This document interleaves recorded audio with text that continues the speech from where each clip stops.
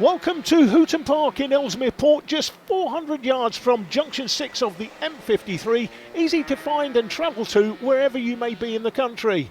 This is the opening round of the Indikart Championship for 2023, and despite the early start date in February, we've been blessed with great weather to kick off the season. Late last year, I caught up with Ben Hingeley, the team principal from the Ultimate R-Kart team, and asked why he uses the circuit regularly for driver training and testing.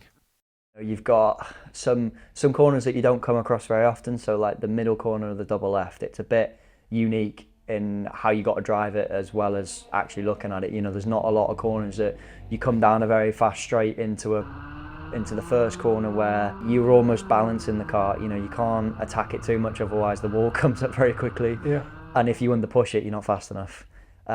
So yeah, that's a bit unique in itself. But yeah, I mean, the straight you were on about, you know, I remember when I first started, they actually had the hairpin about 50 metres or so earlier.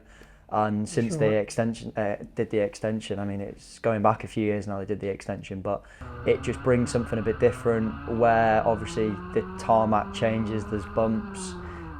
So going into that hairpin, it's quite bumpy on the brakes. You can look at Hooton and you know, as an overall shot and go, oh, look, it looks quite straightforward, but when you break it down, you can relate a lot of the corners to other tracks all around the country and even in European stuff in some cases.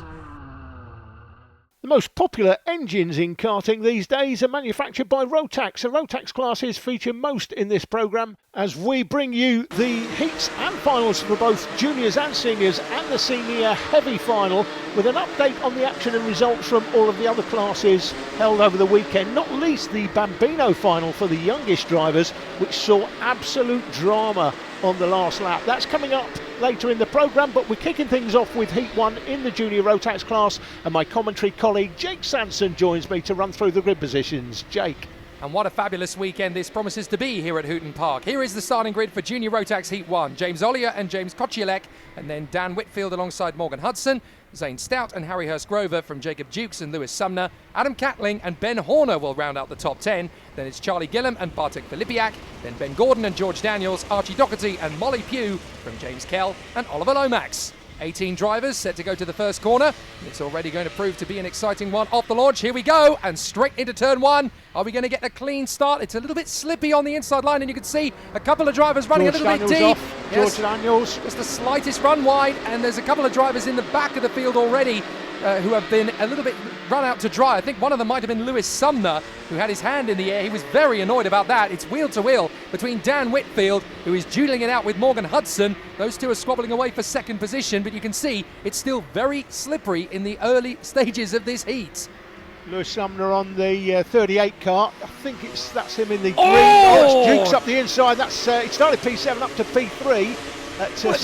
Sumner's still in the mix, but I think he's lost some places on that first lap. I tell you what, that was audacious from Jacob Dukes. He saw the gap and went, right, I'm not hanging around, I'm going to get it done on this final turn, and managed to make it happen on the very final turn of the lap. So an interesting one there, as that's Adam Catling trying to get through on the inside of Zane Stout for fifth position. It's Ollier, Hudson, Dukes now, and then Kochielek. From Stout, Catling, Horner, Gillam and Whitfield, Hurst-Grover is running in the top 10 just in front of Filipiak. James Ollier on the Haas kart, or the Haase kart as you like to call it, Jake. Indeed. Because that's how he pronounces his name apparently, Jorn Haase. But yeah, Ollier, this is basically his back garden, isn't it? 2-second lead already this early after 2 laps. Did you see how much Morgan Hudson's kart slid out there when he tapped on the brake pedal? The back end really wanted to overtake the front. He had to wrestle with the steering wheel just to try and keep that thing pointing in the right direction. As Harry Hurst-Grover sadly has dropped out of the race. He was in the top 10 on the first lap. Now I'm afraid he is out of action, and that's a big lunge on the inside. Twice a big lunge there on the inside from Kochielek, who manages to take his revenge on Jacob Dukes. He didn't like the fact that he'd lost ground to him earlier in the race, and he decided, no, enough of this, I'm going for it. And Zane Stout is now all over the back of Kochielek as well, so that's going to drop Dukes down to P5. Yeah, Dukes, you can see anything in green or red on the left-hand side of the screen. If it's in green, they've made up a place at least on that lap. If it's in red, then they've lost at least one place. 34 there, Dukes lost a couple, was back up to third from 7th, his starting position. but then down to 5th now. This is a great duel for 3rd position, and it's a 5-kart scrap. Kochelek, Stout, Dukes, Catling and Ben Horner, and they are separated by less than a second at the last line check. So here they come out of the chicane in the S's. Zane Stout having another look at Kochelek. He was given just the lightest opportunity there out of the final turn. He might have just thought, again, Morgan Hudson at the back end really kicks out. You've got to try and wrestle with that kart under braking just to keep it pointing in a straight line. Now we've got the duel for 8th. This is Gillen, Whitfield and Filipiak. Sumner's working his way up through the field. He's managed to get past Pugh and Kell now. Doherty and Daniels making recoveries. And then Oliver Lomax and Ben Gordon towards the tail end. But this fabulous duel for 3rd position, it just keeps on going. And Zane Stout started P5, is now 1 place better than that. Hustling James Kochelek, trying to get himself into 3rd position. Watch again, look, he's got a tighter advantage on the inside line there in the final bend, but he hasn't quite been able to make it work. He's got a chance to get Morgan Hudson. He's wrestling with that thing under brakes. Yeah, it reminds me very much of how Liam Fennick back in the early 2000s used to drive when he raced against my son. He liked to hit the brakes hard, get the back end twitching, turn in the front end into the corner, and then drive through the corner. Kochelek made a mistake there. You could see he had 3 wheels on the deck and 1 in the air, and that was enough to bring Zane Stout alongside him briefly. He managed to shake him off into the left-handers though, so that's fair and dandy. Zane Stout will try again. You can see now that Jacob Dukes has got his momentum back again as they complete lap 6. Ollier ahead of Hudson. And Kochelek, Stout and Dukes. This is the chance for Dukes on the inside. Lovely overtaking move there. Into P4 he goes, and he can be very satisfied indeed with his lot there. That'll do nicely. And now he's going to try and set off after James Kochelek. James Dukes is, or Jacob Dukes, I beg your pardon, is the works driver effectively for the X-Kart team in juniors. And showing there exactly how to overtake here at Hooton Park going into turn 1 as clean as you like it. That's the 4-kart just in the picture there. The green helmet, Adam Catling. Catling won the junior race at round 10 at the end of last year. And I had him down as one of my drivers to watch really this season to potentially win this championship. He's going to have it all on though to beat Ollier. This is a tricky little scrap going on because this is obviously the competitors further down the field. This is for 12th position. This is Pugh, Kell, Doherty and Daniels having a great scrap. And they are all separated by about half a second at the line. Here they come, and that's Molly Pugh at the front. Then her teammate James Kell. And they run through Archie Doherty and George Daniels. Daniels having a look on the inside line now to try and get through on James Kell. We go back to the battle for 3rd position, so we'll have to pick that one up. And Archie Doherty did actually pull off that move. He did get through past James Kell into 13th. Yeah, so here we go then. So Ollier just cruising away from the field, isn't he? This is that battle for 12th again as they come through the Wilson S's, through Stanlow, the final turn. Called Stanlow because on the left you can see the Stanlow oil refinery. We don't want that to blow up today while we're here, Jake. Well, no, indeed. I've just come back from Q8 where it's nothing but oil refineries, to be fair. On the inside line, though, there's the move from Doherty, who's now worked his way through past James Kell, past Molly Pugh, up into 12th position. And now there's an opportunity for George Daniels. He has a seek on the inside line to try and get past James Kell as well. Hasn't been able to make it work. Now, 3rd position. We've got a nice little duel going on. That's Zane Stout having moved up to 3rd position in front of Dukes, then Kochelek, then Catling, but we've got Oliver Lomax now being lapped by Ollier and Hudson. So he's got past Oliver Lomax as Hudson, and it's not going to be long before these guys battle away. What a move from Dukes! Slams on the brakes on the inside line, but he overcooks it, and as a result, he's going to let both Stout and Kochelek through. No, he doesn't. Kochelek doesn't make it, but Kochelek leaves a gap as a result, and on the inside, that's Catling through. That's a great drive. Great move there by Adam Catling. Took advantage, saw the driver running wide, straight up the inside. Those are the sort of opportunities you have to take in karting at the top level. If you want to get through, that's when people start talking about racecraft. What is racecraft? That was it there, right there. Diving up the inside, opportunistic again from James Kochelek to try and pull away from Ben Horner. Horner, though, did go with Kochelek. So they go into the hairpin, both of them having made their way past Oliver Lomax to lap him. And again, it's trying to work your way through the traffic. It's a really good skill, doesn't happen too often in the world of karting, certainly not at national and international level. In the clubbies, perhaps, you've got that little bit happening every now and then because, of course, drivers are at different levels of their development. But it's definitely a useful skill for later racing. Absolutely, and there's nothing more as we get the last lap board this time, so Ollier well out front. This is the absolute rootest of grassroots motorsport, Jake, isn't it? This is club karting at this level, and this is where everybody learns their trade. In a lot of cases, some of these drivers are already racing at other championships on a national scale, but this is where it all starts for them. Indeed it is. This is what it's all about, though. The man up front has taken the checkered flag by stretching well clear. James Ollier takes the first heat of the weekend. Morgan Hudson checks in second position. No worries there. But Zane Stout is the one who holds on for third in front of Dukes, Catling and Kochalek. Great racing, and that's only heat one of Junior Rotax. It's already looking pretty feisty here at Hooton Park. Yeah. I've got a feeling we're going to get a bit more than that. Yeah, 2 heats and the final still to come. So second heat and the final. We've got the 2 heats and the final coming for seniors, and that's coming up, the first heat for seniors coming up very shortly. Well, just outside the top 6, Ben Horner there in 7th ahead of Dan Whitfield, Charlie Gillam and Lewis Sumner, who fought his way back into the top 10, having originally dropped to the back on that first lap. So that's a good recovery from Lewis Sumner ahead of Bartek Filipiak and Archie Doherty. Some great racing and some great work from our competitors.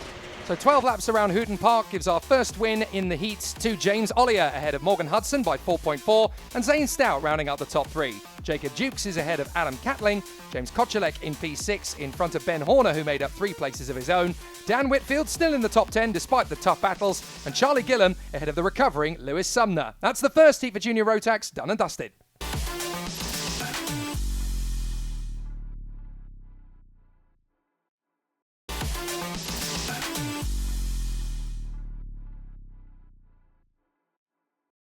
Getting ready for more action here at Hooton Park in the Indikart Plus. It is time for Senior Rotax Heat 1, and it's Robbie Rathbone and Ben Knowles on the front row of the grid from Jack Hayes-Roberts and Troy Spencer, then Callum Kinder and Leo Jackson from Alex Eads and Tommy Lee, then it is Curtis Harding and Lewis Marika.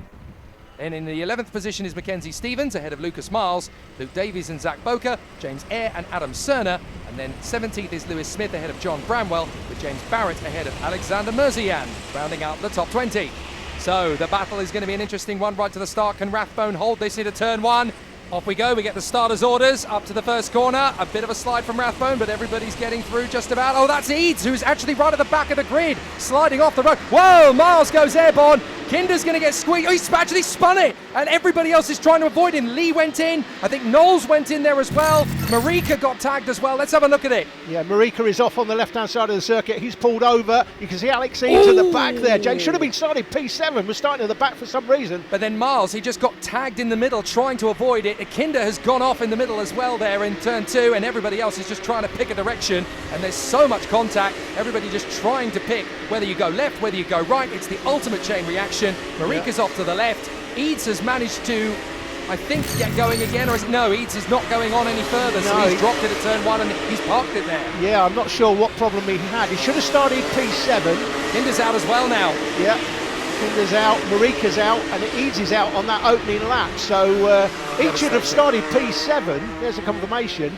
But he seemed to start at the back of the field. It looks like he's had some sort of mechanical problem maybe. Yeah, and of course when you have that on the grid, you have a certain amount of time to get back into a grid position. Otherwise you have to take your position at the back, and that's clearly what's happened on this occasion. So after 2 laps now, goodness me, 2 laps of racing have gone by and we've been focusing on one incident. Rathbone is your leader, Hayes-Roberts in second, then Spencer, Jackson, Stevens and Harding. Luke Davies is just in behind him as well, but this is the duel for the lead. Well, it was. Jack Hayes-Roberts is all over the back of Robbie Rathbone. It's the 8 versus the 88. All the 8s at the front of the field then. Spencer with Jackson all over him. Yeah, 3 8s. If you like bingo, it's 3 fat ladies. If you're a poker fan, it's 3 snowmen at the front of the field. 8 versus 88. Right, Rathbone is leading this race. He did so from pole position, but Jack Hayes-Roberts, who we've seen a few times trying to fight his way through at the sharp end of the field, is desperately trying to prove that this is not Robbie Rathbone's day. It's sometimes a better driver in the race than it is in qualifying, and he's got an opportunity here. And there is Lewis Marika's car parked up at the side of the road. Meanwhile, Leo Jackson is fending off an opportunity. He feels that he's got a chance here on Troy Spencer, who's the man just in front of him in P3. Mackenzie Stevens in 5th, Curtis Harding is in 6th, and then it's Luke Davies ahead of Ben Knowles, Tommy Lee and James Eyre. Very impressive from Knowles and Lee, considering they were 2 of the drivers that got caught up on that turn 2 incident. Yeah, the gap's pretty big, isn't it, between 4th place, Leo Jackson, there's 1st and 2nd. This is the battle for the lead. You've got 3rd and 4th not far behind them, 1.8. This is the battle for 5th though, and look at that, it's sort of 5.5 seconds behind the driver in 4th place. Well, that just shows you what the momentum of that first lap incident, plus the overall speed of these 4 out front, is just stretching it out, and that gap is growing rather than decreasing. So it doesn't matter how hard these four fight, they're really going to struggle to catch up to the leading quartet. But it's Stevens, Harding, Davies and Knowles. They're all very close together. Leo Jackson still running in third position. Oh no, he's into third position. Oh, my apologies, I missed where he did that. Yeah. But he's managed to get through past Spencer. Yeah, obviously on that lap, Spencer was third. Leo Jackson, we know Leo, we've known Leo for a long time, Jake, since he was racing in Super 1. I think he may still be doing that this year. But yeah, and then Merzian started 20th, Jake. He's up to 13th. Now, obviously, we've made up 3 cheap places on that opening tour, obviously. Managed to miss that, but he's up 7 so far. Let's see how far he can go. This is that battle for 5th place. That's Mackenzie Stevens, easy to spot in that sort of green and red helmet with the red suit on. But it's not just about inheriting those places, is it? It's about maintaining it. It's about trying to keep that position as well, rather than, you know, just let it slip. And Merzian has got a little bit of pressure from Lewis Smith, but Smith is doing his best to keep it together. We continue with this third place battle, and that is the 29, oh sorry, 5th place battle I should say, up the inside. Now that is Miles getting through on Merzian, I do believe. So the man who went airborne, who was obviously demoing out for Emirates Airways, got himself there up into 13th place, passing Merzian in the process. Yeah, it was a good move. Lucas Miles that was on the 18 car, I think, Jake, but again, back with this battle for 5th. Well, we were for a while. This is the battle for 12th. It's hard again. to know where to look because there are so many good battles all over the track. Difficult to keep a track on all of them, but this again, battle for 5th. It's there's good tight battles wherever you are. That's the thing about grassroots karting. You always tend to find your level and other people on your level to play with. Harding having a look because Mackenzie Stevens is starting to swarm around a little bit. That's the kind of pressure he's under. As we continue to watch Rathbone being hassled by Jack Hayes-Roberts, you do get the sense with Jack that he's just sat there in second position. He's not going to overwork it. He's just going to follow Robbie. He's going to let him do all the hard work. Yeah, he's a race winner here, Jack Hayes-Roberts. Now, he may take a view here. If he thinks, I just can't get past him, he's got a big lead over Leo Jackson in third, doesn't he? So he could easily think, you know what, we've got another heat and then the final. It's the final where all the pots are divvied up, not in the heats. He may decide just to, you know what, I'm going to back off. I'll take second in this heat and just back off, just look after my tyres. It's all about tyre management. It's not about Culloden, is it? It's about Bannockburn. It's about the heat. It's about the win in the final rather than in the heats, isn't it? So, yeah, it could be very interesting. Down the straight, Jackson and Spencer. And then in the background, you've got Mackenzie Stevens in front of Curtis Harding, Ben Knowles and Luke Davies. They come up towards the first corner. Just 6/10 of a second between those four. Any one of them gets a wheel wrong or drops a brake pedal in the wrong place or hits a curb at the wrong angle and unsettles the weight balance of the car in that particular moment. All 3 of the others have a chance to benefit. Yeah, Mackenzie Stevens, this is in front with the red suit, and not looking behind him, which is what I like to see. I don't like to see drivers looking behind, because that's an invitation to the driver behind to throw one up the inside.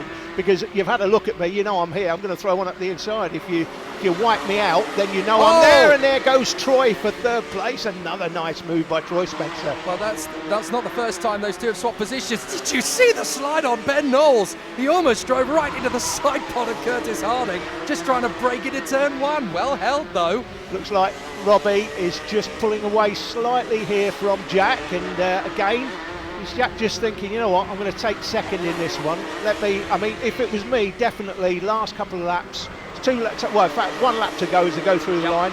And now, if I'm Jack Hayes-Roberts, I'm just literally tooting round on this last lap. I'm going to save a lap on the rubber. Absolutely, you've got to pace yourself at this level. The one that matters is the last race of the day, and if you can showcase, you can still hang with Robbie Rathbone and then get it all set up a little bit more aggressively in terms of tactics later and bring out your best then, and that's obviously going to be something he'll focus on. But Robbie Rathbone will certainly take the psychological edge. He just banged in the fastest lap as well, 35.3 for him.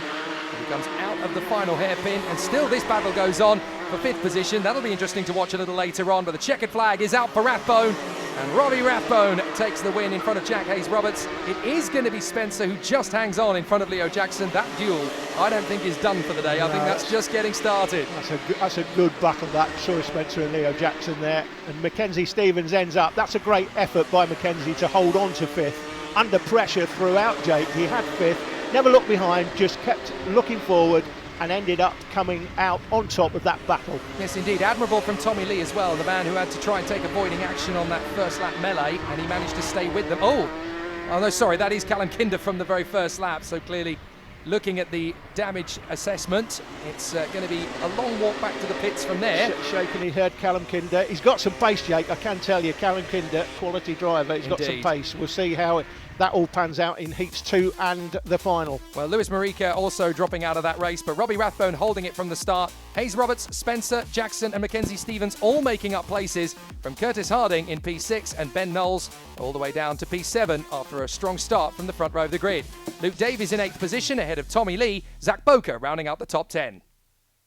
When you've got races to get through, knit 2 together. Junior Rotax Heat 2 is coming up. James Ollier and Morgan Hudson back on the front row again. Zane Stout and Jacob Dukes from Adam Catling and James Kochelek. Then Ben Horner and Dan Whitfield to round out the 10. It's Charlie Gillam and Lewis Sumner. Then Bartek Filipiak and Archie Doherty from George Daniels and Molly Pugh. James Kell, Ben Gordon, Oliver Lomax and Harry Hurst Grover, hoping to go a little bit further in race 2 than he did in Heat 1. These grid positions made up from the finishing positions, Jake, in that first heat. First heat's made up from time qualifying. These positions made up from the positions at the end of Heat 1, and they all get through Only turn 1 just. I tell you what, it's a little bit more clustered together than even in the first heat it was. Everybody's learnt from the first go, and now it's a lot tighter as they make their way through. James Ollier still just in front for the moment, but up to second place, that is Zane Stout. He's made the jump on Morgan Hudson. Yeah, Zane Stout in second now. Hudson it was that came second in that first heat. That's the 51 kart there, Archie Doherty. Up the infield, straight through the Wilson S's, through the final turn. This is the Stanlow Bend Oil Refinery on the left-hand side. Stanlow Oil Refinery, Adam Catling into P4 on that opening lap. Adam Catling will be looking as we've got another move made for a place through turn 1. Places being made and lost throughout the laps. This is a very interesting jockey just outside the top 5. 3 abreast. Yeah, up the inside, that's a brave lunge from Horner, but he's going to run wide on the exit. And that's going to be enough for James Kochelek to sweep back in and take it again. That was a great move going into the corner. Lost it on the exit, but a great effort nonetheless. 3 abreast going into the hairpin. You've got to give them an opportunity. This is Lewis Sumner's chance in the middle of this gaggle as well. Yeah, he's in the green suit. There he is, green suit, white helmet. Lewis Sumner, by the way, he's done some indoor karting. And what's good about this effort is, I mean, he had to come back after the problems early on in that first heat. Came back into, I think it was in the top 10. He was in the top 10, so, yes. And now he's in 9th place. He's only had his own kart for 3 months, and he's done 3 test sessions on that kart here at Hooton Park. So for him to be where he is at the moment, right in the mix, in the middle of the pack, I'd expect him to be at the back of the field, quite frankly. But no, he's clearly a driver with talent, and moving forward, he's going to be a race winner.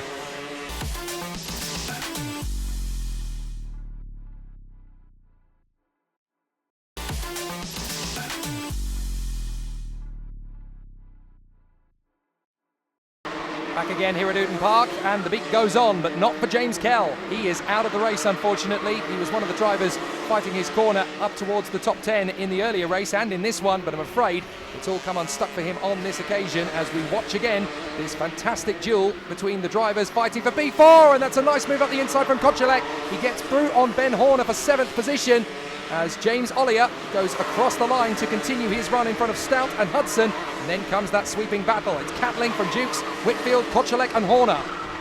Just notice the graphic there. Charlie Gillam, who's further back in the field, is under investigation for something. We've not seen what it is. Maybe something while we're away. But this is the race leader, James Ollier. And at the moment, Jake, it's been all Ollier all day. Nobody has led James Ollier at any point in the first 2 heats of the meeting so far. So is he going to lead from lights to flag in heats 1, 2 and the final? He's on the last lap now. Yeah, certainly looking good to make it 2 from 2. Zane Stout 2.5 seconds back, and Whitfield has moved up. He's got ahead as Kochelek is now in 5th from Dukes, Horner and Catling. So Catling was in 4th position just a short while ago. Ollier now trying to work his way around the outside of Molly Pugh. Molly lets him go, that's perfectly acceptable. Charlie Gillam has picked up a driving standards penalty. 3 places going to be added to his finishing position. That's unfortunate. That's going to drop Charlie Gillam to 15th as it currently stands. But James Ollier has worked his way through, and he will take the checkered flag. Oh, final lap shenanigans! Ollier gets the victory. But on the last lap of the second heat in Junior Rotax, there is drama. Yeah, that was Oliver Lomax. Oh, there's even more, look at that. There was Oliver Lomax going round. Not sure who that was that turned him round, but there he is. Oliver on the 26, unfortunately for him. Yeah, that's a difficult end to the race for Oliver Lomax, but at the victory, it is James Ollier in front of Zane Stout and Morgan Hudson. Dan Whitfield in P4 in front of Ben Horner. Adam Catling comes home in P6, and then Lewis Sumner ahead of Jacob Dukes, who drops to P8 in the end. Harry Hurst-Grover going from dead last to 9th place, making his way through half the field in the process, and Bartek Filipiak coming home in 10th after a crazy race. On the side of the track at the end of the race, George Daniels there, you can see, he's inspecting his car because he's sheared off his rear axle. Now, it's a very unusual occurrence. I have seen it before. That's what's happened. Hub, tyre, sprocket and axle in hand. But look at that. The axle's completely sheared, broken, and it looks like it's broken on the outside of the rear bearing hanger. So a bit of mechanicking to do if George is going to get back out for the final coming up later in this programme. Anyway, that's the sort of image that his sponsors like, quite frankly. Guaranteed airtime. That was Junior Rotax Heat 2. The seniors are already making their way out on track for their second heat of the day. And here's Jake with the grid positions. Jake. Well, Senior Rotax Heat number 2 sees Rathbone and Hayes Roberts back on the front. Troy Spencer and Leo Jackson renewing their battle from earlier. Then Mackenzie Stevens and Curtis Harding, Ben Knowles and Luke Davies from Tommy Lee, and Zach Boker rounding out the top 10. In 11th place, it's James Eyre ahead of Lucas Miles, John Bramwell ahead of Lewis Smith, and then Alexander Murzian and Adam Cerner, Callum Kinder, Alex Eads, Louis Marika, and then James Barrett at the very back of the grid. Now, hopefully, we're going to go through the race this time into the first couple of corners without the melee and the flotsam and jetsam around the circuit that we did last time. Into the first corner.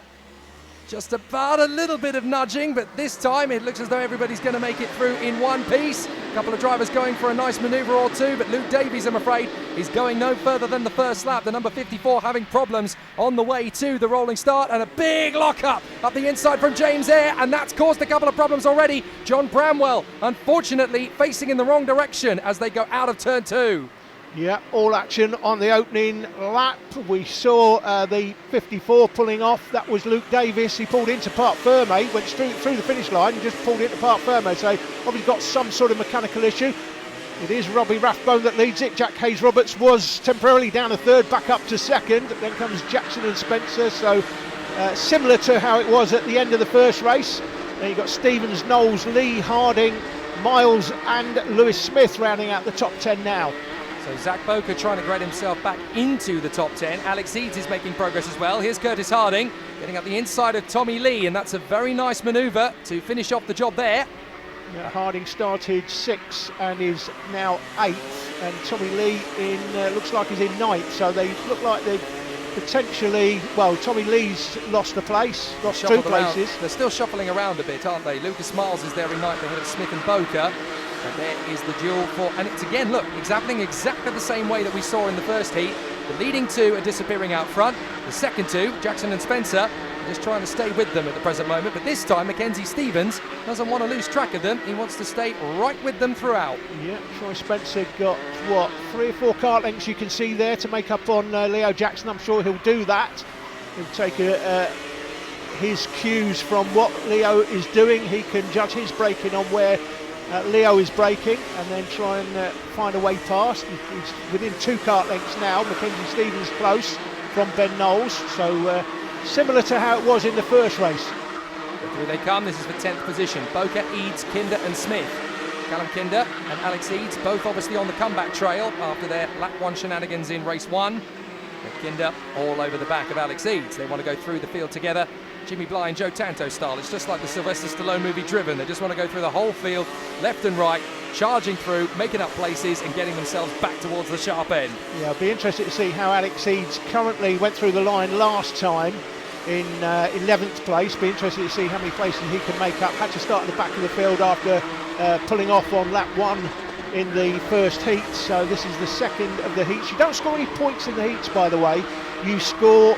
And the interesting dynamic here is the only place I've seen for years that score the top 10 places on the grid. You can score 10 to 1. and then in the final you score 20-2. If you finish outside the top 10 on the grid or in the final, you score 0 points. And I like that dynamic because it can change things as far as the championship is concerned. If you do have a bad round, you can drop your 2 worst scores during the season. 10 rounds in total, 6 of them we're filming. Well, that's the thing about this sport. It should be about the spirit of the competition. It should be about the sportsmanship and the fair play, and to give the drivers an opportunity to allow that sometimes things are out of their control, sometimes things don't always go their way, and to still give them a chance to fight for something.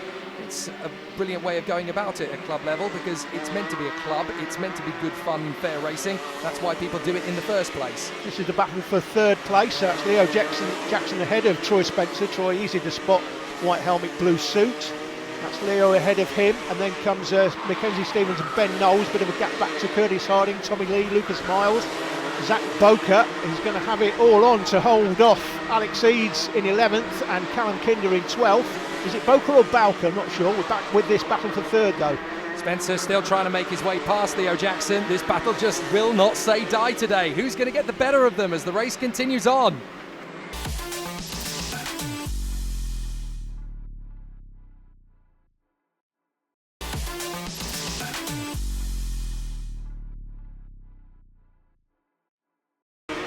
While you're away, here's a replay. The overtake for 3rd. Troy Spencer up the inside of Leo Jackson through turn 1, as clean as you like it.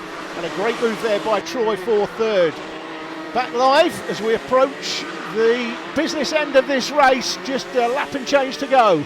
And it's no change up the front from what we saw in Heat 2 compared to Heat 1. Rathbone ahead of Jack Hayes-Roberts. Troy Spencer and Leo Jackson still dueling away for positions, but Mackenzie Stevens wants to try and close up on Jackson before the end of the race. He's running out of time to do that, but it's more about the psychological edge to try and put him under pressure before the checkered flag, so that when he goes into the final, he'll be looking over his shoulder just a little bit more intensely than if he was to leave him be. So Robbie Rathbone coming through the final section. He has the fastest lap of the race, and this time it's a 35.4, so still fairly even in terms of pace from one race to the next. And as you can see, the circuit is getting a little bit more rubbered in as the checkered flag comes down for Robbie Rathbone. No issues there. Jake Hayes-Roberts, though, has dropped a fair way back and actually checks right off the throttle as he came through. He lost about a second just giving it up at the very end there, but that could be crucial going into the race later because he saved his engine just that little extra bit. Spencer in 3rd, from Jackson in 4th, Mackenzie Stevens in 5th position. Callum Kinder actually managing to get into 11th place. Alex Eads, though, did actually make it back into the top 10. The final is going to be fascinating. So here is the result from Heat 2. It is still Rathbone and Hayes-Roberts up front, Spencer and Jackson next up. Mackenzie Stevens is P5, so they finish as they started. Ben Knowles is the progressor in P6 ahead of Curtis Harding. Then Tommy Lee is in 8th position, but Lucas Miles made up 3 and Alex Eads made up a whopping 8. The final is going to be fascinating to watch. The race action is coming at you thick and fast. We're already into the junior Rotax final grids, Jake. Ollier and Stout on the front row from Hudson and Catling, then Whitfield and Ben Horner, Jacob Dukes and James Kochelek, then Lewis Sumner and Bartek Filipiak. Then it is Charlie Gillam and Archie Doherty from George Daniels and Ben Gordon, Molly Pugh, James Kell, Oliver Lomax and Harry Hurst-Grover making their way up from the back of the grid, but both of them made progress in their races. So let's see how far they can charge through. It's the Junior Rotax final here at Hooton Park, and we are ready to see who's going to get the job done in the final reckoning. Down to the first corner, away we go, and James Ollier under pressure and round the outside. That's the first person who's ever had a crack at James Ollier and made it stick as Zane Stout takes the lead around the outside, and they get a faceful of it from the drone. But what a fantastic run from Zane Stout. He caught James Ollier napping at the start. Excellent stuff. Adam Catling on the forecart. You see him, looks like he's in 4th place there. He won round 10 last time to go through. Ollier! The apex! Running wide is the leader. Loses 1, 2, loses 3, and Ollier. It's been all Ollier all day, and he's back into the lead halfway round the first lap. That was very temporary as the 51 sliding wide there was trying to swap ends on him. That's Archie Doherty. Did Doherty actually catch that before he went in? I think he did. Very impressive kart control then. He's still there in 12th place, Jake. Yes, indeed. Well recovered then from Doherty, but poor Zane Stout. All that hard work on the initial launch through the first couple of corners, and it's all just come undone around him in that one mistake through the left-hander, and Ollier's gone clear. Look at that. Yeah, Morgan Hudson's still there in 2nd place, and then Catling's up to 3rd. Zane Stout, who had the lead temporarily, He's back in fourth now on the 7 car as they sweep through the Wilson S's. Great low down shot. Yes, indeed. Morgan Hudson in front of Catling and Stout. So Zane Stout obviously trying to make up for lost time, trying not to lose face. He comes into the first right-hander. 37.2 from James Ollier, already trying to make a big of a charge away through. This is a fabulous camera shot as they run through there at the first couple of corners. Into turn 3, and you can see that Adam Catling and Zane Stout are trying to get back on terms with Morgan Hudson. Dan Whitfield is right behind them in P5 at the moment in the 41 car, and then Jacob Dukes next up. Bit of a sense of an opportunity from Catling. He thought that Morgan Hudson might have left a little bit of a gap open, but look at that, James Ollier is released and he's disappearing up the road. It's much closer in this junior final than we've seen in the heats at the front. It's been all Ollier all day, and it's going to be all Ollier in this final, I think, unless he makes a big mistake. Would have to be huge to lose this now. 1.6 seconds ahead just on the 3rd lap. Incredible. We have potentially got traffic to deal with later on in the final, of course, so that's going to be the real test of James Ollier's mettle. He leads Hudson by 1.6 already on the 4th lap, ahead of Catling, Stout, Whitfield, Dukes, Horner, Sumner, Kocielek and Filipiak.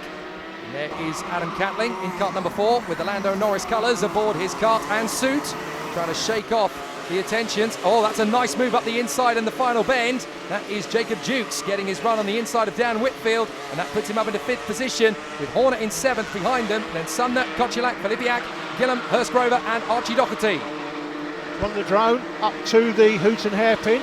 Looks like Hudson is getting away in 2nd place. Oh! It's pretty much as it was before. Big launch, that's Ben Horner. He gets his run on Whitfield, so that is a lovely move from the 12, and he gets up into position on the Cosmic. So that puts him into the top 6 for the first time in this race, but there's going to be pressure from behind as Lewis Sumner is trying to charge his way further forward. And so too is James Kocielek. Harry Hurstgrover has got past 6 drivers in the field already from the back of the grid all the way up to P12. Yeah, it's a great effort. James Ollier sets the fastest lap again, 36.263. He come under the cable cam once more through turn 2 at the gate. And here they come again. Up to the hairpin, and here's the dive. This is for 3rd. That is Zane Stout, but he's going to run wide on the exit. Nicely timed from Catling, he gets back through, and now watch for Jacob Dukes on the far side. Can he beat him to the braking zone? No, he doesn't, but again, he tries the slow in, fast out tactic. He doesn't manage to on the first corner. He might get a chance after the S's. He's really starting to hustle the opportunity. Zane Stout just holds on for the moment, but Jacob Dukes definitely getting him back against the ropes again. James Ollier, this is pretty much his backyard. He sets another fastest lap, 37.234. So not surprising to see him so far out front, or out front. Maybe a bit surprising of seeing this far out front, but this is a great battle for 3rd, 4th, 5th, 6th, and even 7th place Dan Whitfield not that far away. Ollier, Hudson, Catling, Stout, and then Dukes right in behind him. This is the battle for 3rd position. Stout trying again on Adam Catling. And he dived through on the inside, not at the final turn. Maybe he'll get a run down the main straight in the slipstream. You can see Catling ducking down behind the steering wheel, trying to pull out a little bit of a gap. The back end kicking out a little bit. Loose is clearly fast. And as far as Catling is concerned, he's got Stout, Dukes, Horner and Whitfield on the 6 o'clock position behind him. Trying to dive through on the inside line. No chance of a gap. That's well held by Catling. Trying to come out around the final part of that section. There is no chance for Stout to get through, as Catling is placing his kart in the middle of the apex. Cracking competitive racing, certainly for this position. 3, 4, 5, 6, 7, then 8 and 9 going through. This is where you learn your racecraft before you move on to national championship level. Club karting is where it starts, and none more so arguably than Hooton Park in the Indikart Plus this year. 36.196 now for Ollier. He's getting close to that 35-second mark. To the braking zone up the inside. Is that going to be the move? Stout tries again. Catling has to resist, but he's still able to defend. And now Jacob Dukes wants a piece of the action again to try and get through into 4th position. It's not going to happen. They roll off the power, get back onto the gas as they work their way through the right, through the left, and then up to the final turn again at Stanlow. Is this going to be the opportunity? Down the main straight again. Here comes the opportunity. Look at Hudson again, loose as you like into the braking zone. He really loves getting the back end of that kart out. Along the cable turn, love it, nicely done. But still Catling holding on to this podium position like glue. And now Dukes is going to get his run on Stout first. He gets there, the door is still open. Can Ben Horner get alongside enough? No, he can't. He has to bail out and tuck back in behind the 7. So through they come again. Cracking race Really this is is. for third place, isn't it? Any one of these drivers can take third here if they get the run. And Lewis Sumner there, who is currently in 8th and one off the back of that little group. What a great effort by somebody who's only had the kart 3 months. Jukes on the inside, bangs wheels with Catlin, gets through, and also in the same breath Stout has to defend from Ben Horner. And then you've got Whitfield, Sumner and Kochelek all the way through. This is 7 drivers battling over the podium. Stout gets the move on the inside of Catlin, but Catlin drifts out wide. Catlin drops to P9, shakes his head. He is not happy at all with how that played out. As we quickly look at Doherty, Daniels and Gordon. Daniels trying to get up the inside, hasn't made that move work. Let's look again at this. So Stout gets a little bit of a nudge on the back of Catlin, but I think Stout had help of his own. I think there was just a little bit of stereotypical karting loading going on there into the hairpin, and unfortunately it's really tough to pick out who did what to who. Yeah, unfortunately, I'm not sure whether the officials would have seen it. It's come under the cable cam one more time. Ben Gordon made up one place in the hairpin last time round, but yeah, Catlin was certainly disadvantaged there. Went from 4th to 9th through the one turn. Well, James Kell has made up 2 places on that lap as well to go up to 13th position. Gordon up to 14th ahead of George Daniels, and then Molly Pugh. And then we have Oliver Lomax being lapped. The only retirement from this race so far as we go through the Wilson S's is Bartek Filipiak out through Stanlow and onto the main straight once again. A fabulous race circuit here at Hooton Park. And as they come into Vauxhall, Ollier is 3 seconds ahead of Morgan Hudson, who is a further 3.7 ahead of Jacob Jukes. Yeah, it's pretty much been like that all day, Heat 1 and Heat 2, hasn't it? And again here in the final. But this battle for third place, fantastic battle. Classic club karting at its best. You always find people that are at your level in club karting. It doesn't matter where you are, if you're a beginner or somewhere in the midfield, you're starting to learn your trade. Lewis Sumner here, of course, on the green suit there with the white helmet, as we know. Sumner in 7th place now, or last time when he went through anyway. Only had the kart 3 months and done 3 test sessions on it. Very impressive to be mixing it with a lot more established drivers in terms of experience. James Ollier out in front. There is an overusage of the word flawless these days in karting. You can't really use a better word to describe how James Ollier's been this weekend. Other than the half lap where Zane Stout outfoxed him at the start of this one, he has been leading all race meeting long. James Ollier takes it all. Heat 1, Heat 2 and the final. Domination. All Ollier all day. Morgan Hudson will be happy with his 2nd place because it gives him decent points. And then Jukes ahead of Stout, Whitfield, Horner, Sumner. Great drive by Sumner for 7th. Kochelek in 8th from Adam Catlin. He'll be disappointed with 9th, Jake. And Harry Hurst-Grover came from the back of the field to finish 10th. Yeah, there are mixed fortunes for the competitors in our Junior Rotax final, but certainly you cannot begrudge the man who has topped them all throughout this race meeting. James Ollier gets the job done here at Hooton Park. He wins Heat 1, Heat 2 and the final, 4 seconds clear of Morgan Hudson. Jacob Jukes is the hard charger. He comes up to 3rd position. Then Zane Stout in 4th place ahead of Dan Whitfield. Ben Horner, Lewis Sumner makes up 2 places. James Kochelek into 8th. Adam Catlin wishing for more next time. And Harry Hurst-Grover up from the back of the field to P10. Championship points look like this after the opening round. James Ollier has the maximum 30, and it's Morgan Hudson from Zane Stout, Daniel Whitfield, Ben Horner, Adam Catlin in 6th place. Lewis Sumner, my driver of the day in P7. Not a lot of experience, but a great result. Kochelek, Gillum and Filipiak round out the top 10.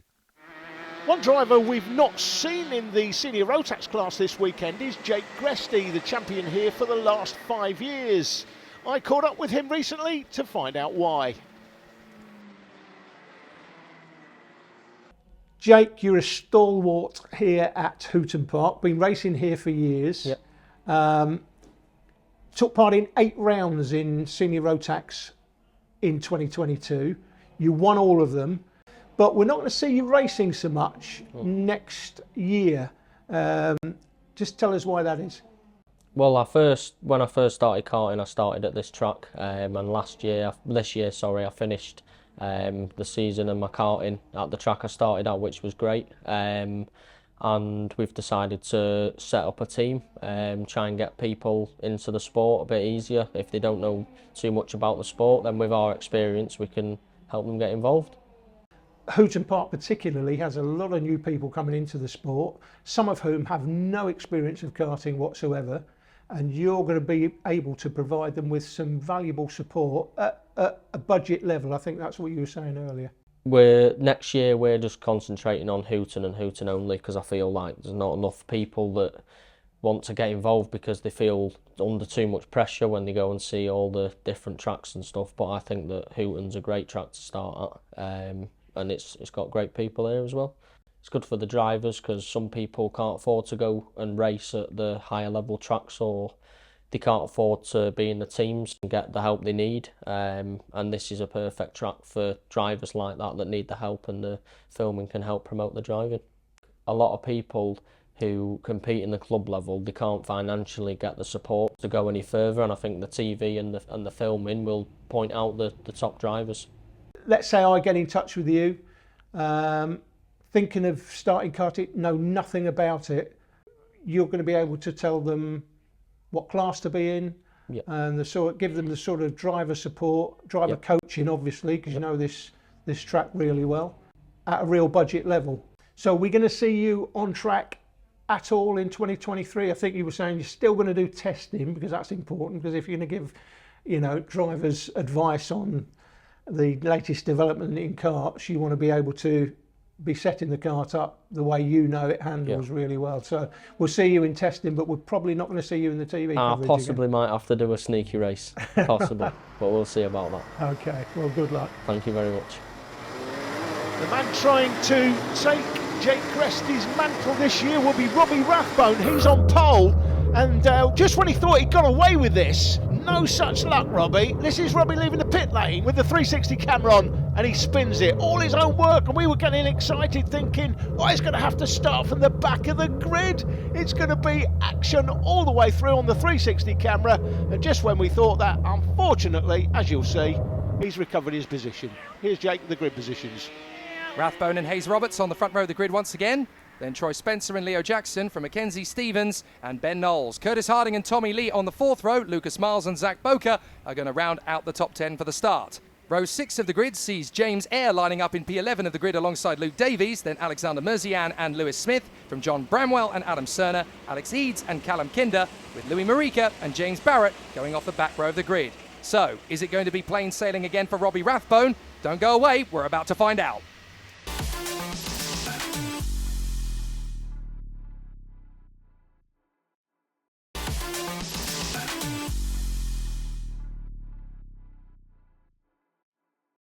On board with Rathbone from pole position, and that's a perfect start. Hayes Roberts is actually going to drop back into third, or maybe even fourth as they go through turn one. It's a great start for Troy Spencer. He and Mackenzie Stevens have caught Hayes Roberts napping on the first start. As he drops back, a couple of drivers take it to the grass. That looked to me like Tommy Lee just getting two wheels on the grass as they head into the hairpin at Hooton Hairpin. And it's all go, but fortunately everybody facing the right way. Jack Roberts, he will not be happy with that start. He's down to 5th place, Jake, from P2. He was well behind at the start, and that is Troy Spencer now up into 2nd place. You can see Jack Hayes Roberts in 5th. So he's been comfortably 2nd all day, but no longer, not in this one anyway, the final. And this is where the points are scored. He's making up, no, he's not made up a place, in fact.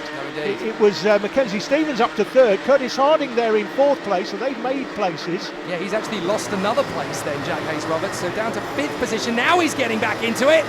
Up on the inside, and he's not the only one to take advantage of Curtis Harding. That looked like Leo Jackson going with him there as well. Great racecraft, but Lee is going wheel to wheel with Lucas Miles, and that is the 32 in the mix there as well, I think. Curtis Harding just trying to force his way through, making up as many places as possible, but thanks to Hayes Roberts and Jackson making mincemeat of Harding.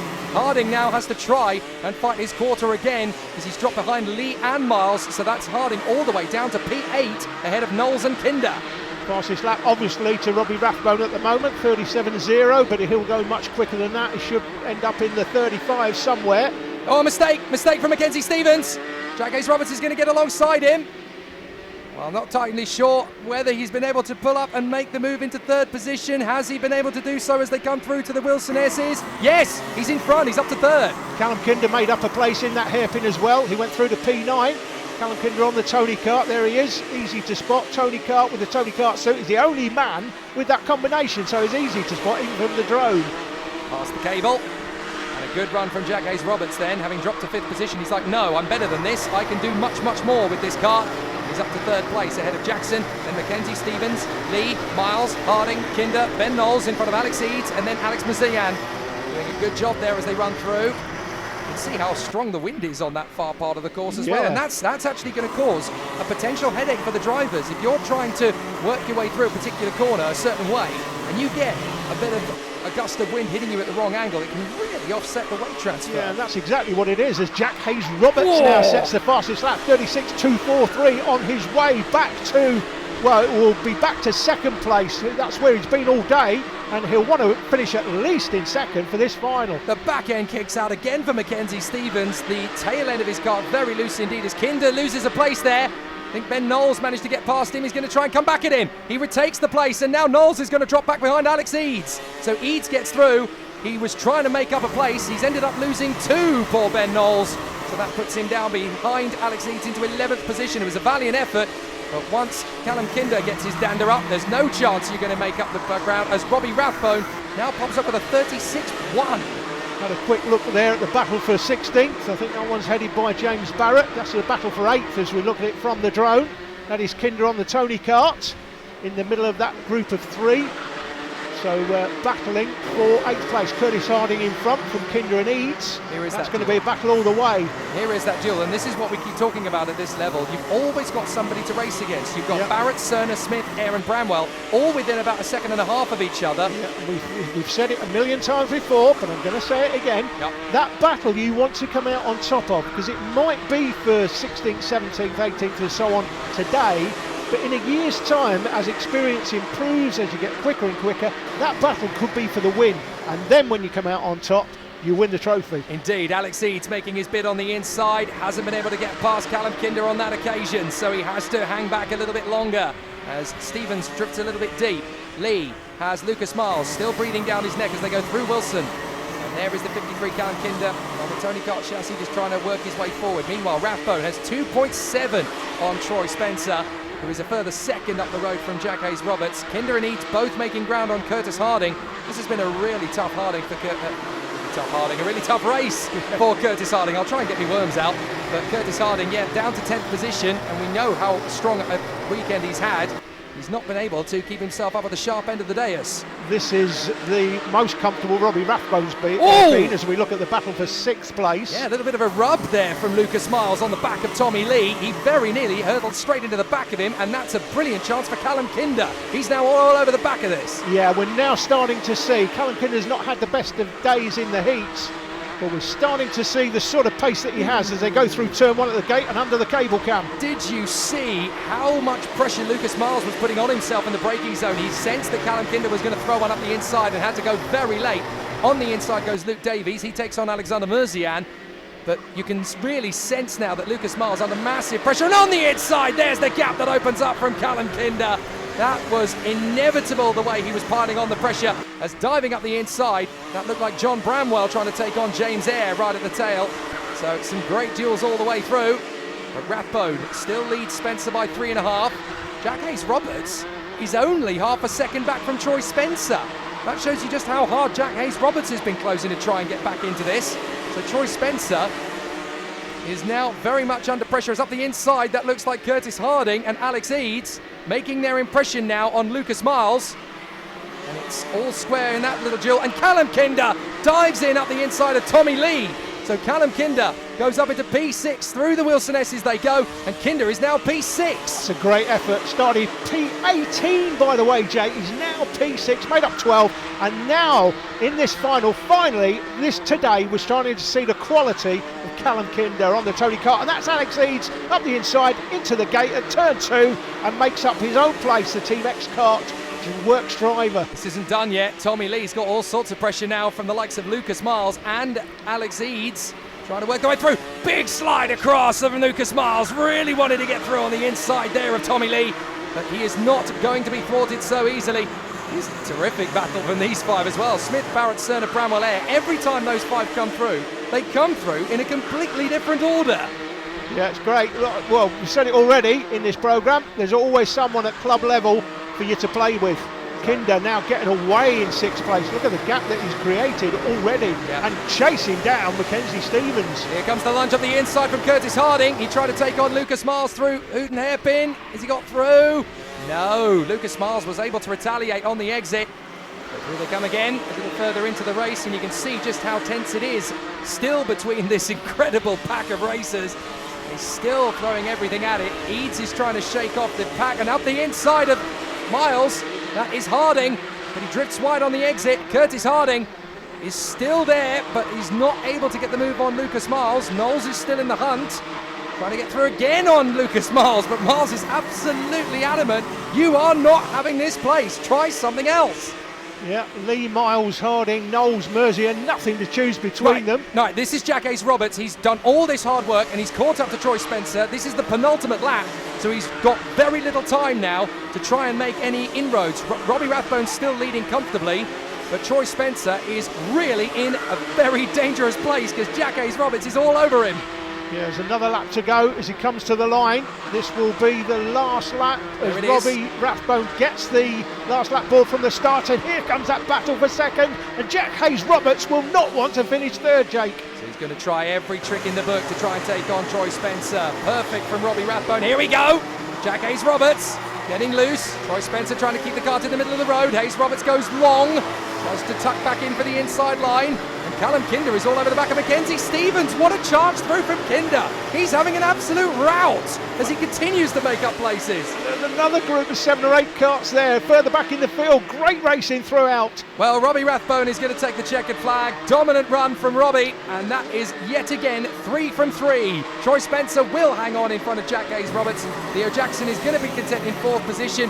Has Callum Kinder been able to hold off Mackenzie Stevens? No, he can't get through to 5th position, and this battle is going to go right to the wire, and it's going to be a cavalry led by Curtis Harding ahead of Miles, Knowles, Merzian and Bowker. What a run to the line. Robbie Rathbone takes it from Troy Spencer and Jack Hayes-Roberts. A valiant comeback from the 88. Leo Jackson in front of Mackenzie Stevens. Callum Kinder take a bow from P18 to P6. Alex Eads made up 10 places as well to 7th. And then Tommy Lee finishes where he started. Curtis Harding is P9 and Lucas Miles is P10. In the championship standings, Robbie Rathbone is 3 ahead of Jack Hayes-Roberts and a further 3 ahead of Jackson, with Stevens ahead of Tommy Lee, Curtis Harding, Callum Kinder getting himself back into the hunt ahead of Lucas Miles, Zach Boker, and rounding up the top 10 in this first round of the championship, it is Luke Davies. We're going to continue the meeting by looking at the Rotax 177 final now. That is James Dunn and Will Dransfield on the front row of the grid from Sam Booth and Peter Abbott, Roger Moore, Ian Prestwich and David Blackhurst. So the 7 contenders are going to make their way to the first corner. We're on board with Pete Abbott. Up to the first corner we go. And Dransfield is going to tuck it right in and spin. Oh, what a big moment from Will Dransfield. He just locks it up. Let's watch it again. Was there any contact to get there? Don't think there was. No, I think he just hit the brakes trying to avoid the leader. This is the replay from the onboard camera. Let's have a look. Any contact? No, there's none at all in the initial moment. No, no contact. There might have been a slight nudge from Booth after the slide, but it doesn't count. That's not the reason for the spin. No, and I'm not even sure there was any contact there, and he literally hit the brakes. That's a disaster for Will Dransfield. You see him in the back of the picture there as he comes through. He's got a lot of work to do to come through from the back of the field now. Well, now we've got a great battle for 3rd position behind the leader, James Dunn, and the man in 2nd is Sam Booth. And then we have this 3-way tussle. Roger Moore, Peter Abbott and Ian Prestwich, David Blackhurst in P6. And Will Dransfield is just going to spend the rest of this race making up for lost time.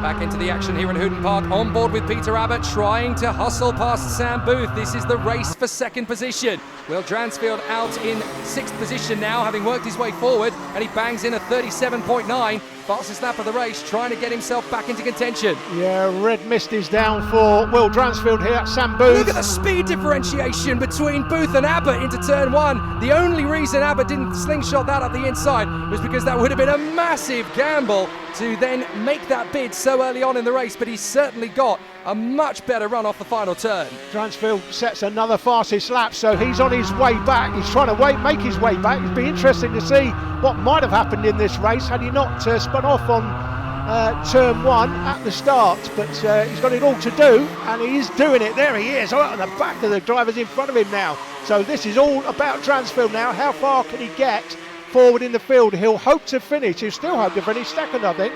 He's closing up on Ian Prestwich to try and make his first big move. He is really hunting Prestwich down rapidly. He's managed to gain another second on the leader, James Dunn. So he's clearly fighting his way through pretty rapidly. He's got 2 karts to try and take on first and foremost. Ian Prestwich is in 5th position just in front of him. And also, Sam Booth is still duelling with Peter Abbott. Now, that's going to help Dransfield as well, of course, because if Booth and Abbott keep duelling, they're going to lose ground to the 3 drivers behind. Absolutely. So Prestwich isn't going to have as much, well, Dransfield, I should say, sorry, isn't going to have as much work to do to then catch up to the guys fighting for the podium. There is Dransfield right behind Ian Prestwich as they go through the line. He'll be looking to tick the 2 drivers off in front of him as quickly as possible. This is the battle for second, though. Check these 2 out. Look, Abbott's really giving Booth a bit of a nudge down the straight. That's where Booth obviously places the kart to the middle of the road. He's got to be careful on the exit. That's nicely placed. Great onboard pictures provided by Peter Abbott for this race. Really is. Dransfield now trying to make his move on the inside. That wasn't a big gap, and he decided to bail out of it at the last moment. It's cost him time, look at that. Yeah, he's had to bail out of that, and he's obviously lost about 3 kart legs. He can gain that back fairly quickly, but how much time is he going to have left to do anything about the guys up front? James Dunn is 6.6 seconds clear now. I tell you what, the battle for second and third, they're going to be joined. They're going to be joined by Roger Moore, Ian Prestwich and Will Dransfield. It's going to be a 5-way battle here for the second place at some point very quickly. And then, of course, after that point, well, all bets are off. Anybody even blinks in the wrong direction. Here we go, Abbott doesn't look, but Sam Booth is adamant. You're not getting through there. Try something else, because this is not your time. This is not your move. We did all the Roger Moore jokes last time. Roger Moore, James Bond and all that, but yes. Jack Oliphant, the live stream commentator, came up with a cracking line. I'm going to steal it. He's a master kitchen fitter. If you want a new kitchen, get in touch with Roger Moore, master kitchen fitter. And as Jack said, he's got a licence to drill. Oh, that's terrible. All the dad jokes in the pen. Come by, come by. Right, Dransfield, side by side with Prestwich. But the problem is he's on the wrong side of him, so he's now got to try and make the slingshot manoeuvre. Gets back alongside, and look, Booth is holding up Abbott. So if we're not too careful, Roger Moore is going to slide it up the inside, and he will beat the living daylights out of him. Okay, I had to crowbar my own one in. There you go. Here's the opportunity. Trying to dive through. Not going to happen. So Booth still holds on to second. Abbott is there in third. Roger Moore still right in behind in 4th position. Then Prestwich and Dransfield. But through turn 1, look, Booth is having to be a little bit cautious. Abbott can afford to be just that little bit hungrier. Yeah, you remember what Ben Hingley said at the start of the programme about turn 1. You come down a very fast straight into turn 1. You've just got to balance the car. Here's the chance. This could be it. It's going to go side by side. But Booth again protects the inside line. But will he drift too far wide? No, he's held that beautifully. And up the inside, there is Dransfield, I think. Getting through on the inside. Yes, Dransfield dives through on Prestwich, sees the gap, takes it. 5th place. 7.9 seconds to lead at the end of the last lap. 2 to go, 1 to go, I think, as they go through. No, in fact, it says lap 12. Yeah, lap 12, 2 to go for the leader, that is, as this group goes through. This is a battle for second place. I'd say we know who our race winner is, but we don't yet know who our second place is, because now that Dransfield has got through into 5th position, Moore has a look on the inside of Abbott, and they bang wheels. Watch for Dransfield. He might get an opportunity to storm past them both. He's certainly got one. That's the move on Roger Moore. He's through. Great move by Will Dransfield. It's a great effort this after the early off through turn 1. Great comeback drive by Will Dransfield. It would have been interesting to see, could he have competed with James Dunn for the win as they get the last lap board. So here we go. This is the chance now. Can Dransfield get himself onto the podium at least, because he's tucked in there, in behind Peter Abbott. Abbott slides out. This is the moment for Dransfield. A little bit of a jockey for position between the 2 of them, but Dransfield's going to have to work at this on the last lap, and a bit of a run wide. That'll do. Dransfield into 3rd. Nice comeback, and he looks as problems as Roger Moore tried to get there as well, and Roger Moore turned, but unfortunately Abbott was already in the corner. James Dunn is going to take the victory up front, which he does. Let's look. I'm afraid that's pretty cut and dry, isn't it? It's hard to know whether that was a turn-in going wrong or just sticking to the line and being a little bit aggressive. I'd say that's a racing incident on that one, but unfortunately it's cost Roger Moore dearly. The victory goes the way of James Dunn without a word of a lie. Sam Booth in second, Will Dransfield a great recovery to third. Then it is Ian Prestwich and Roger Moore as Peter Abbott is docked down to 6th position. David Blackhurst was a lap behind, but an absolutely fabulous run from Will Dransfield. He could well have challenged for the victory on his raw pace. He might have been able to do something about that victory, but James Dunn is your championship leader. 4 points ahead of Booth and 5 ahead of Dransfield, with Prestwich, Moore and Abbott only separated by 2 points after the first round. When we go back here in March, things are going to get spicy in Rotax 177. Before we go, a quick summary of the other classes that took part in this meeting, starting with the Bambino class. In Heat 1, Elsie Gannon made a fantastic start, claiming the lead on the opening tour before overcooking it on the exit of the double apex, dropping back to the rear of the field before making a comeback to third by the flag. After the time qualifying in heats dominated by Toby Cannon, it all looked like it was all over. But come the final, Theo Jepson came out after what we could only assume were some setup changes to his kart, grabbing the lead and holding on to it for the first 5 laps. When Toby Cannon took the lead back on lap 6 in the final, many thought the race would turn into another Cannon masterclass and he would simply pull away into the distance, but Jepson was having none of that, trading rubber as they came past the kink into the double apex. On lap 10, Jepson grabbed the lead back in turn 1, and as the pair approached the last lap board, Jepson still had the advantage, with Elsie Gannon some 11 seconds behind in third. However, nobody could have predicted the drama to come. Jake Sanson calls them home. It's a really interesting battle into this last lap. Can Cannon overhaul Jepson? It's going to be very close indeed as Cannon looks one way, looks the other. Jepson has got one eye on his shoulder, and round they go. They both go. Oh my goodness. Both drivers have spun it. And surely Elsie Gannon might just get an opportunity to take it away from both of them. Toby Cannon is off and he's going no further. Elsie Gannon is going to be able to catch up to second place. Jepson recovers on track in the lead, but it's all gone wrong for Cannon. Now let's have a look.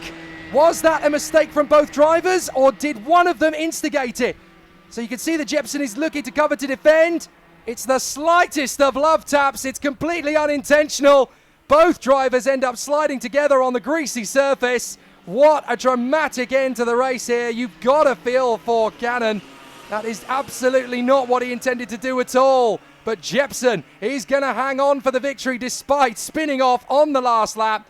And Elsie Gannon will pick up a delighted second place. So Theo Jepson in front of Elsie Gannon, and then Kalman Simon in third position. In a split grid of Micromax and Honda 200, the Micromax engine is the faster unit, so no surprise to see the experienced pair of Bray Williamson and Archie Smith sharing the heat wins in a tight battle both times from lights to flag. Despite the disadvantage in his Honda 200, Red Lind kept the pair very honest in the early stages of both heats and the final, and dominated the Honda class throughout the day to win every heat and the final himself. Tom Nichols finished second of the Hondas, and Riley Blakemore third, as both used the valuable track time to hone their developing skills. The Micromax battle would carry over into the final, with Archie Smith leading the way in the early stages until he had to give best to Williamson, carrying the 360-degree onboard camera in Hooton Hairpin. It was Williamson from Smith, line astern, on all to play for as they took the last lap board. Jake Sanson calls the final tour. Bray Williamson trying to hang on here through the first corner as we go into the final lap. He will take the second apex, and Archie Smith really is starting to seek an opportunity here. Bray Williamson can't afford to spend too much time looking over his shoulder into Hooton Hairpin. Archie Smith really hunting down that opportunity. Indikart versus Braga. Williamson versus Smith, and this is going to be an interesting final couple of corners. They'll come up to the Wilson S's for the first time. Both drivers looking very strong. This is going to be an interesting one. They're going to have a 200 back marker in front of them. Smith having a look into the final bend.